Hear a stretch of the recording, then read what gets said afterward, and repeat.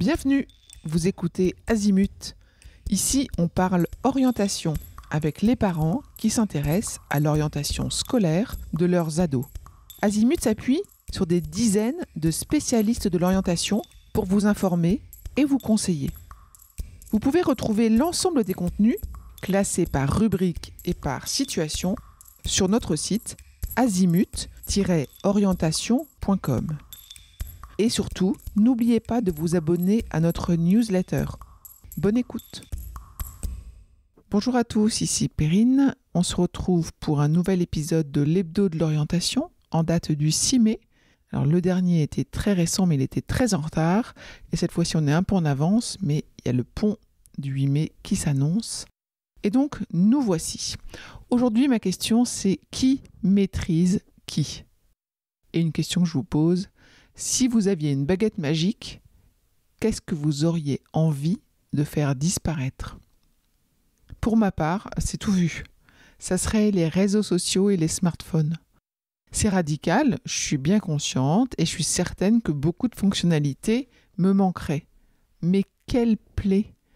Je regrette de voir notre jeunesse échanger des vocaux désynchronisés. Je peste de voir mes enfants englués par leurs écrans. Et qu'il me manque mon fils qui dévorait ses livres. J'ai essayé la méthode dragon qui flique et qui contraint les horaires et les accès.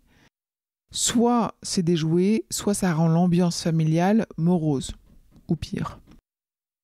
J'ai essayé de responsabiliser avec des conseils sur le temps passé, et ça m'est retoqué à chaque fois par un argument très simple. T'as vu combien de temps, toi, t'y passes ? La réalité, c'est que nous, parents, nous montrons pas nécessairement le bon exemple. Depuis quand mon fils ne m'a-t-il pas vu rire ou pleurer en lisant un livre ? Est-ce qu'il voit mon téléphone en dehors de ma chambre la nuit ? Alors, c'est pas pour vous donner des leçons, mais simplement pour vous aider à accompagner votre enfant dans la maîtrise des écrans, qu'Azimut propose un contenu riche et varié sur le sujet des écrans. Et en bonus, vous découvrirez comment les usages des écrans par les jeunes peuvent même devenir des pistes et des clés pour leur orientation. Un autre sujet de la semaine, c'est le parcours ingénieur. La réforme du bac n'a pas arrangé, c'est peu dire, la part des filles dans les études scientifiques. De nombreuses actions sont menées pour montrer que cette voie peut être épanouissante aussi bien pour les garçons que pour les filles. Et parmi les plus grands freins se trouvent les avis des parents. C'est à nous également, parents, de veiller à ne pas écarter d'emblée des secteurs, des métiers et des études. C'est à nous d'encourager nos filles à explorer cette voie. Pour nous y aider, Azimut vous propose de nombreux articles écrits et des épisodes audio. Parce qu'en comprenant, en étant informé, vous adopterez naturellement une posture plus ouverte vis-à-vis des parcours ingénieurs. Les études supérieures en ingénierie offrent une spécialisation approfondie dans les domaines tels que la mécanique, l'informatique, l'électrique ou encore le génie civil, permettant aux étudiants d'acquérir une expertise pointue et des compétences techniques cruciales pour résoudre des défis complexes. En poursuivant des études supérieures en ingénierie, les étudiants ont l'occasion de collaborer avec les chercheurs et des professionnels du secteur, bénéficiant ainsi d'une expérience pratique et d'un accès à des technologies de pointe, ce qui renforce leur aptitude à innover et à s'adapter aux évolutions technologiques. Et justement, alors que les candidats allaient passer le concours Avenir le lendemain, moi je me suis rendue à l'ESTACA, sur leur campus de Montigny-le-Bretonneux. L'ESTACA, c'est une école d'ingénieurs habilitée CTI, spécialisée dans la formation d'ingénieurs automobiles, aéronautiques, spatiales, ferroviaires, mobilité urbaine, etc.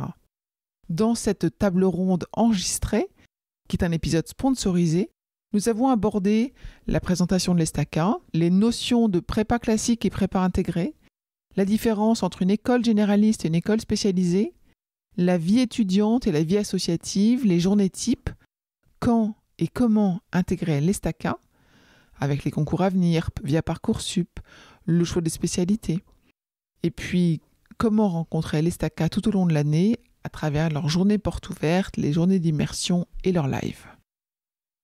Allez voir cet épisode, vous en apprendrez beaucoup plus sur cette école qui a bientôt 100 ans. Et enfin, dernier sujet de la semaine, s'orienter avec ses particularités. Un bon projet d'orientation est un projet qui correspond à la personne qui va le mener, sur de nombreux aspects. Alors identifier et prendre en considération les particularités de votre adolescent, qui parfois le handicapent, c'est important. Vous trouverez dans une section du site, dont le lien est dans les notes de l'épisode, plein de contenus pour vous renseigner sur les projets d'orientation des adolescents avec HPI ou TDAH. Nous y abordons également la prise en compte du handicap dans Parcoursup et dans l'enseignement supérieur.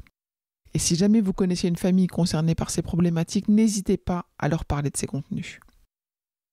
C'est tout pour aujourd'hui. Je vous souhaite un très bon pont si vous faites ce pont. À très vite. Je vous retiens quelques instants.